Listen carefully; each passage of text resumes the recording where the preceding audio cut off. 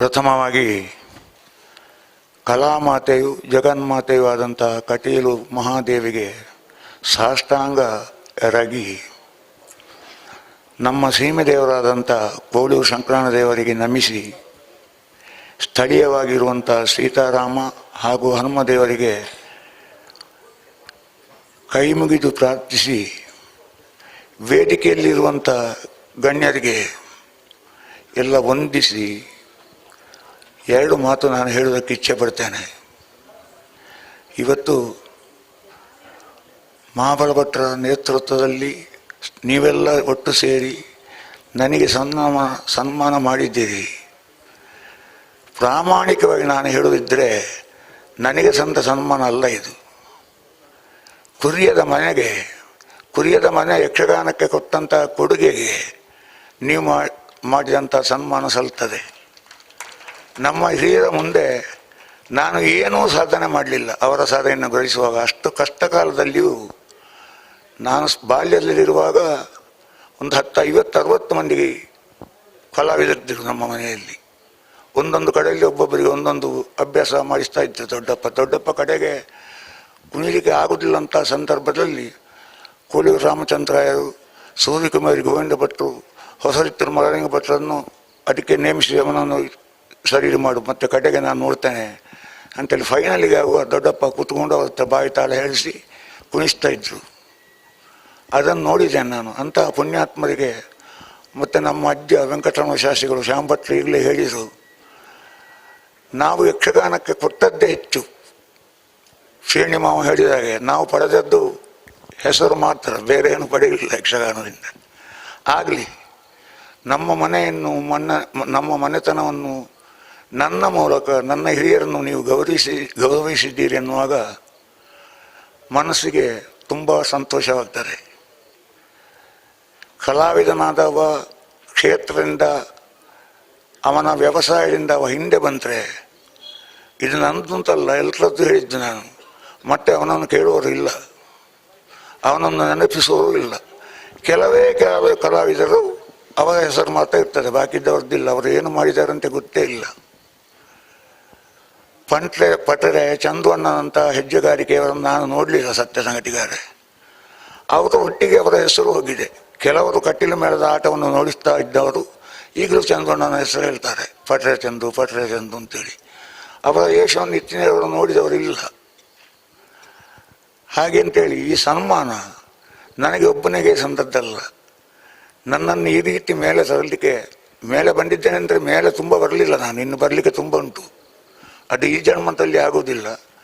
ಬರುವ ಜನ್ಮ ಏನಾದರೂ ಇದ್ದರೆ, ನನಗೆ ಇದ್ದಿತ್ತು ಅಂತ ವಿಶ್ವಾಸ ಇದ್ದರೆ ನಾನು ಯಕ್ಷಗಾನ ಕಲಾವಿದನಾಗೆ ಹುಟ್ಟುವ ಆ ಕಟೀಲು ಮಾತೆ ಅನುಗ್ರಹಿಸಿ ಅಂತೇಳಿ ಬೇಡಿಕೊಳ್ತೇನೆ. ನನ್ನ ಸಾಧನೆ ಏನೂ ಇಲ್ಲ ಇದರಲ್ಲಿ. ಇದನ್ನು ಪಾಲು ಮಾಡ್ತಾ ಹೋದರೆ ನನಗೇನೂ ಇಲ್ಲ. ನಾನು ಪ್ರಾರಂಭಿಕವಾಗಿ ಬಾಯರ ಸುಬ್ರಾಯ ಮಾಸ್ಟರಲ್ಲಿ, ಪಾರಗೋಡಿ ಕೃಷ್ಣ ಭಟ್ರಲ್ಲಿ, ಚಿಪ್ಪಾರು ಕೃಷ್ಣ ಬಲ್ಲಾಟ್ರಲ್ಲೆಲ್ಲ ಕಲ್ತದ್ದೆಂಥದ್ದು ಕೇಳಿ ನನಗೆ ಹೇಳಲಿಕ್ಕೆ ಗೊತ್ತಿಲ್ಲ. ಹಾಗೆ ಕಟೀಲು ಮೇಳಕ್ಕೆ ವಿಠಲ್ ಶೆಟ್ಟರನ್ನು ಕರೆಸಿದರು. ಅವ್ರು ಬರ್ಕೊಂಡು ಆಸ್ತವು ಎಂಚ ಅಕಲ್ಲ ಧರ್ಮಸ್ಥಳ ಮೇಳ ನಟಪಾಯಣ ಕಳತ್ತ ಅಮ್ಮೇರಿಗೆ ಬುಕ್ಕ ಕುರಿಯದ ಶಾಸ್ತ್ರೀಯ ಬಂಡ ಅಂದ್ರು, ಕುರಿಯಲ್ಲ ಕಲ್ಲಾಡಿದ ಒಂಜೆ ಇಲ್ಲಿ ಎಂಚ ಕೇಣುನೆ ಅಂತ ಹೇಳಿದರು. ಅದು ಗುರುಗಳಾದ ನರಸಿಂಹಭಟ್ರು.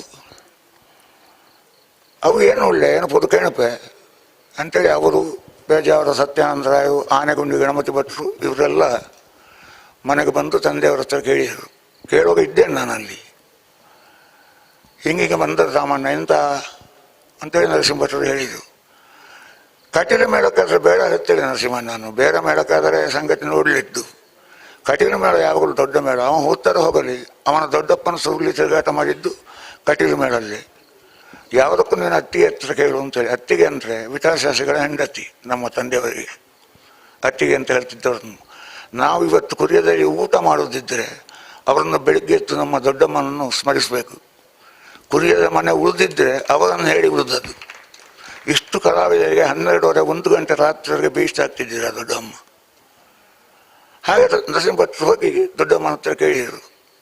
ಕೇಳುವ ನರಸಿಂಹಣ್ಣ ಅವನ ದೊಡ್ಡಪ್ಪ ಎಂಥದ್ದು ಮಾಡಿದ್ದಾರೆ, ಹೆಸರು ಮಾತ್ರ ತಂದರೆ ಕುರಿಯ ಕೇಳಿ, ಇವ ಅಷ್ಟು ಸಾಧ್ಯ ಆದರೆ ಮಾಡಲಿ, ಮತ್ತು ಅವ ಪೈಸೆ ಮಾಡಿ ಕೂಡ ನಾನು ಹೇಳ್ತಿಲ್ಲ, ಅವನ ತಿರುಗಾಟದ ಹಾರ ಬಾರ ಎಲ್ಲ ನಿನಗೆ, ಹಣ್ಣನ್ನು ಕತ್ತಿಯನ್ನು ನಿನಗೆ ಕೊಟ್ಟಿದೆ ಅಂತೇಳಿ ನರಸಿಂಹಭಟ್ರತ್ತೆ ಹೇಳಿದರು. ಅದು ಆಣಿದ್ದೆ ಗಂಗಕ್ಕ ಅಂತೇಳಿ. ಆಗ ಒಬ್ಬರು ನಮ್ಮ ಸಂಬಂಧದವರು ಯಾರು ಅಂತ ಹೇಳೋದಿಲ್ಲ, ಅವರು ಹೇಳಿದ್ರಂತೆ, ಆವಾಗ ಮಾತಾಡಿದ ಒಳ್ಳೆ ಕೋಪ ಬತ್ತು, ಒಂದು ಶಬ್ದ ತೆಗಿತಾರೆ, ಎರಡು ಶಬ್ದ ಕೋಪಲ್ಲಿ ಬೈತಾವ ಅಂತೇಳಿ ಹೇಳುವಾಗ ನರಸಿಂಹಭಟ್ರ ಗಣಪಂಗರದ ಕೋಪ ಪಡು, ಹುಣಸ ಆಡೋರು ತೆಗ ನಾನು ಬಡ್ದವರು ಎಂತಗ ಬಡ್ದುಳಿ ರಾಮಣ್ಣ ಆಗಲಿ ಗಂಗೆ ಆಗಲಿ ಕೇಳವು ಅಂತ ಹೇಳಿದಂತೆ. ಅಂತ ಅವರಿಗೆ ಗುರುಗಳಾದ ನರಸಿಂಹಭಟ್ರಿಗೆ ಭಯಂಕರವಾದಂಥ ಪ್ರೀತಿ ಇತ್ತು. ಮೇಳದಲ್ಲಿ ನನ್ನನ್ನು ಹೇಗೆ ತಿರುಗುತ್ತಂತ ಇವತ್ತಿನ ಪ್ರಸಂಗ ನನಗೆ ನೆನಪುಂಟು. ಆ ಪದ್ಯಗಳೆಲ್ಲ ನಾನು ಅದನ್ನು ಹಾಡುವಾಗ ಅದು ವಿಠಲ ಶೆಟ್ಟರು ಹೇಳಿದ್ದು, ಈಗ ಸಾಮಾನ್ಯ ಹೇಳಿದಾಗೆ, ತಿರುಗಿದ್ದು ಏರ್ಲಾರೆ ಅಂತ ಉಯರ ಬರಲಿ, ಆಗ ದಾನ ಅಂದ್ರೆ ನಿಂಕಳು ಮೇಳೋದು ಹೋಗೋದು ಅಂತೇಳಿ ಎಲ್ಲ ಕಲಾವಿದರಿಗೆ ವಾರ್ನಿಂಗ್ ಕೊಟ್ಟಿದ್ದರು. ಹಾಗಾಗಿ ನಾನು ಎಂಥದ್ದು ಹೇಳಿದರು ಅಂತಲ್ಲ, ಯಾರು ಹಿಂದೆ ತಿರುಗಿ ನೋಡ್ತಿರ್ಲಿಲ್ಲ.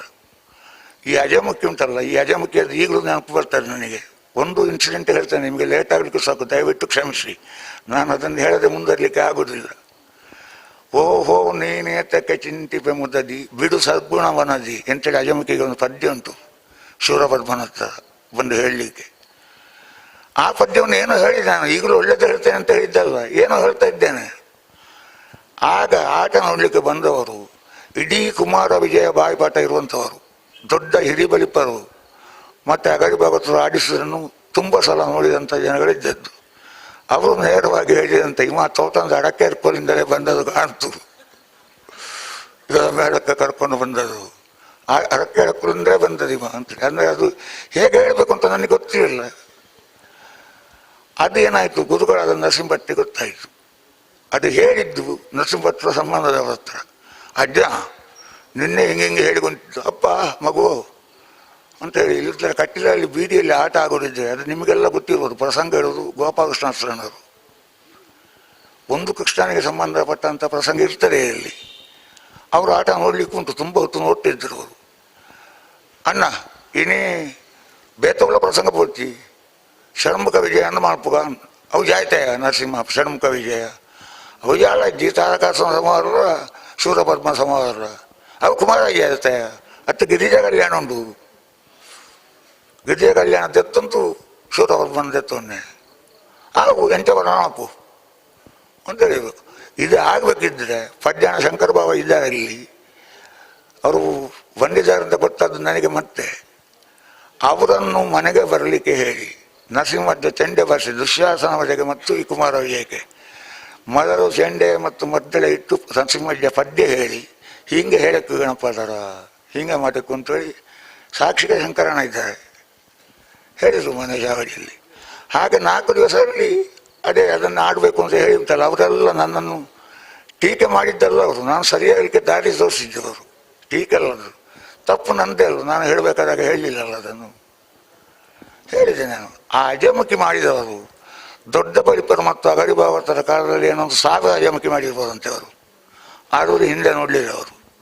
ನೋಡಲಿಕ್ಕೆ ಅಜ ಮಾಡ್ತಾ ಹೀಗೆ ಹೇಳಿದಾರಲ್ಲ, ಪ್ರೌಢಿಯರ ಬಳಿ ಇರಲ್ಲ ಅಂತೇಳಿ ಹಾಗೆ ಆಡಿಸ್ತಾರೆ. ಆಡಿ ಅದೇ ಮನುಷ್ಯನ ತೆಂಚಾಂಡು ಕಡೆ ಗಣಪ ನನ್ನನ್ನು ಭಾಗವತ ಅಂತ ಹೇಳ್ತಾ ಇರಲಿಲ್ಲ ಅವರು, ಗಣಪ ಅಂತ ಹೇಳ್ತಿದ್ದರು.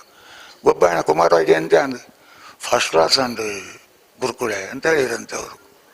ಹಾಗೆ ಹೇಳಿಸಿದ್ದಾರೆ ಅವರು ಅಂತೇಳಿ. ರಂಗಸ್ಥಳದಲ್ಲಿ ನಾನು ಏನು ತಪ್ಪಿದರು ಏನೂ ಹೇಳ್ತಿರ್ಲಿಲ್ಲ ಅವರು. ಹೀಗೆ ಇದು ಹೇಳೋದು ಇಷ್ಟೇ ಅಂದರೆ ನಾನು ಹೇಳಿದ್ದು ಸರಿಯಾಗಲಿಲ್ಲ ಅಂತೇಳಿ. 9 ವರ್ಷ ಅಂಬುರುವಳದ ನೇತ್ರೆಯಿಂದ ಉಂಟಲ್ಲ, ಬೆಳಿಗ್ಗೆ ನಾನು ಒಬ್ಬನೇ ಪದ ಹೇಳಿದ್ದೇನೆ ಕಡಿಗಿನ ಮೇಳದಲ್ಲಿ. ಇದು ಹೆಮ್ಮೆಯಿಂದ ಹೇಳೋದಲ್ಲ, ಇದು ಗುರುಗಳು ನನ್ನನ್ನು ತಯಾರು ಮಾಡಿದಂಥ ಇದು. ಅವರು ಮಹಾಸಾಗರ, ನಾನು ತಗೊಂಡು ಪಾತ್ರ ಉಂಟಲ್ಲ ಸಣ್ಣದಾಗಿದೆ, ಕಲಿಯುವಂಥ ಪ್ರಾಯವೂ ಆಗಲಿಲ್ಲ. ಮತ್ತು ಹುಡುಗಾಟಿಗೆ ಇರ್ತಲ್ಲ, ಬಿಡಾರದಲ್ಲಿ ಮಧ್ಯಾಹ್ನವರೆಗೆ ಉಂಟಲ್ಲ, ಈ ಕಲಾವಿದರಿಗೆ ಹಿಂದಿನ ಕಲಾವಿದರಿಗೆ ನಿದ್ದೆ ಬರೋದಿಲ್ಲ. ನನ್ನನ್ನು ನಿದ್ದೆ ಬಿಡಲಿಕ್ಕೂ ಬಿಟ್ಟಿರಲಿಲ್ಲ ಅವರು. ನಿನ್ನೆ ಪ್ರಸಂಗೋಸ್ತಕತ ಅಂತೇಳಿ ಅದರಲ್ಲಿ ಉಂಟಲ್ಲ, ಹಿಂಗೆ ಹಿಂಗೆ ಹೇಳಿಕೊ, ರಾಗ ಯಾವುದು ಬೇಕಾದ್ರೆ ಹೇಳು, ಅದಲ್ಲ ಹೇಳೋದು ಹಿಂಗೆ ಹೇಳಕ್ಕದ ಅಂತೇಳಿ. ಶಂಕರಣ್ಣ ಇದ್ದಾರಲ್ಲ ಅದಕ್ಕೆ ಸಾಕ್ಷಿಗೆ. ಹಾಗೆ ಅವರು ಆದಷ್ಟು ತಯಾರು ಮಾಡಿದರು. ಅವರು ನಮ್ಮ ಮನೆ ಹಿರಿಯರಿಗೆ ಯಾವ ಮಾತು ಕೊಟ್ಟಿದ್ದಾರೋ ಅದನ್ನು ಅವರು ಉಳಿಸ್ಕೊಂಡಿದ್ದಾರೆ. ನಾನು ಉಳಿಸಿದ್ದೇನೋ ಇಲ್ವ ಅಂತೇಳಿ ನನಗೆ ಹೇಳೋ ಧೈರ್ಯ ಈಗಲೂ ಇಲ್ಲ. ಯಕ್ಷಗಾನದಲ್ಲಿ ಕಲಿತ ಆಗಲಿಕ್ಕೂ ಇಲ್ಲ. ಅದೇ ನಾನು ಹೇಳಿದ್ದು, ನನಗಿನ್ನು ಮರು ಜನ್ಮ ಉಂಟು ಅಂತ ಆದರೆ ಕುರಿಯದ ಮನೆಯಲ್ಲಿ ನಾನೊಂದು ಸಾಮಾನ್ಯ ಸದಸ್ಯನಾಗಿದ್ದರೆ ಸಾಕು, ನನಗೆ ಅವರ ಆಶೀರ್ವಾದ ಉಂಟು ಅನ್ನುವಂಥ ವಿಶ್ವಾಸ ಉಂಟು. ಮತ್ತು ಇವತ್ತು ಸನ್ಮಾನ ಮಾಡಿದ ಎಲ್ಲರಿಗೂ ನಾನು ಅವರವರ ಹೆಸರು ಹೇಳೋದಿಲ್ಲ, ಶಿರಬಾಗಿ ವಂದಿಸ್ತೇನೆ. ಮತ್ತು ಸಭಾಸದರು, ನೀವು ನಿಷ್ಠೆಯಿಂದ ಈವರೆಗೆ ಕೂತದ್ದಕ್ಕೆ ನಿಮಗೆಲ್ಲ ವಂದಿಸಿ, ನಾನು ಮಾತಾಡಿದ್ದು ಹೆಚ್ಚು ಕಡಿಮೆ ಇದ್ದರೆ ಅದನ್ನೆಲ್ಲ ಕ್ಷಮಿಸಬೇಕು ಅಂತೇಳಿ ಎಲ್ಲರ ಹತ್ರ ಕೇಳಿಕೊಂಡು ನನ್ನ 2 ಮಾತನ್ನು ಮುಗಿಸ್ತೇನೆ. ನಾನು ಬೆಳಿಗ್ಗೆವರೆಗೆ ನೋಡಬೇಕಿತ್ತು ಇವತ್ತು ಆಟ, ನೋಡುವ ಸ್ಥಿತಿಯಲ್ಲಿಲ್ಲ. ನಮ್ಮ ಮನೆಯಲ್ಲಿ ನಾಳೆ ನಾಲ್ಕಲ್ಲ ತುಂಬ ಕಾರ್ಯಕ್ರಮ ಉಂಟು, ಹಾಗಾಗಿ ನನಗೆ ಹೋಗದ ನಿರ್ವಾಹ ಇಲ್ಲ. ಇದಕ್ಕೆ ಕೂತ್ಕೊಳ್ತಿದ್ದೆ, ನಾನು ಕೂತು ಆಟ ನೋಡೋದಕ್ಕೆ ಏನು ತೊಂದರೆ ಇರಲಿಲ್ಲ. ಹಾಗೆ ದಯವಿಟ್ಟು ಕ್ಷಮಿಸಿ, ಇನ್ನೊಂದು ಅರ್ಧ ಗಂಟೆ ಇರ್ತೇನೆ ನಾನು, ಮತ್ತೆ ಹೊರತೇನೆ. ನಾಳೆ ಅಂದರೆ ಮತ್ತು ನನ್ನ ಆರೋಗ್ಯವೂ ಸರಿ ಇಲ್ಲ, ಅದು ಸಾಮಾನ್ಯದಲ್ಲಿ ಗೊತ್ತುಂಟು. ನಾನು ಬಂದ ಆಟ ತಾಣಮದ್ದಳೆ ಯಾವುದು ಒಪ್ಪಿಕೊಡೋದಿಲ್ಲ, ಇದು ಬಾರದೆ ಅನಿವಾರ್ಯ ಆಯಿತು ನನಗೆ, ಹಾಗೆ ಬಂದದ್ದು. ದಯವಿಟ್ಟು ಅಹಂಕಾರದಲ್ಲಿ ಆಡಿದ ಮಾತಲ್ಲ ನಾನು ಹೇಳಿದ್ದು. ನಾನು ಇಂದಿನ ಕಲಾವಿದರಿಗಾದರೂ ಹೇಳುತ್ತಷ್ಟೆ, ಬೆಳಗ್ಗೆವರೆಗೆ ಆಟ ನೋಡಿ ಮಲಗಬೇಡಿ. ನಿಮ್ಮಿಂದ ಸೀನಿಯರ್ ಕಲಾವಿದರು ಯಾವುದನ್ನು ಮಾಡ್ತಾರೆ ಅದನ್ನು ನೋಡಿ, ಹೇಗೆ ಮಾಡ್ತಾರೆ, ಹೇಗೆ ಆಟ ಆಡಿಸ್ತಾರೆ ಎಂಬುದನ್ನು ನೋಡಿ ಅದನ್ನೇ ಅಭ್ಯಾಸ ಮಾಡಿ ಒಳ್ಳೆಯ ಕಲಾವಿದರಾಗ್ತೀರಿ ಮಾತ್ರ, ಅಷ್ಟೇ ಹೇಳ್ತೇನೆ. ಕಲಾವಿದರಾಗುವಾಗೆ ಆ ಕಲಾ ಮಾತೆ ನಿಮಗೆ ಅನುಗ್ರಹಿಸಲಿ. ಇಲ್ಲಿಯ ಸ್ಥಳ ದೇವರು ನಿಮ್ಮನ್ನು ಆ ರೀತಿ ಮಾರ್ಪಡಿಸಲಿ ಅಂತೇಳಿ ಬೇಡಿಕೊಳ್ಳುತ್ತಾ ನನ್ನ 2 ಮಾತನ್ನು ನಿಮಗೆಲ್ಲ ಕೃತಜ್ಞತೆ ಹೇಳಿ ನನ್ನ ಮಾತನ್ನು ಮುಗಿಸ್ತೇನೆ. ದಯವಿಟ್ಟು ಕ್ಷಮಿಸಿ, ಹೆಚ್ಚು ಹೊತ್ತು ಉಳಿಲಿಕ್ಕೆ ಆಗೋದಿಲ್ಲ, ನಾನು ಹೋಗ್ತೇನೆ. ಹೋದಂತೇಳಿ ಸನ್ಮಾನ ಆದ ಕೂಡಲೇ ಎದ್ದಿಕ್ಕೆ ಹೋದ ಅಮಂತದ್ದು ಆಟ ನೋಡೋದು ಅಂತೇಳಿ ದಯವಿಟ್ಟು ಹಾಗೆ ಭಾವಿಸಬೇಡಿ. ನಾನು ಹೋದ್ರಿಂದ ನಿದ್ದೆ ಬರೋದಿಲ್ಲ ನನಗೆ, ಮಲ್ಕೊಂಡು ಅದು ಅಲ್ಲಿ ಇರ್ತೇನೆ, ನನ್ನ ಮನಸ್ಸು ಇಲ್ಲಿ ಇರ್ತದೆ. ಕ್ಷಮಿಸಿ, ನಾನು ಹೊರಡಬೇಕಾಗುತ್ತದೆ. ಎಲ್ಲರಿಗೂ ಧನ್ಯವಾದಗಳು. ನಿಖರ ಸುದ್ದಿ, ಸದಭಿರುಚಿಯ ಕಾರ್ಯಕ್ರಮ. ನೀವು ನೋಡ್ತಾ ಇದ್ದೀರಾ ಕಹಳೆ ನ್ಯೂಸ್, ಸಮಾಜದ ಜಾಗೃತಿಗಾಗಿ ವಸ್ತುನಿಷ್ಠ ವರದಿ.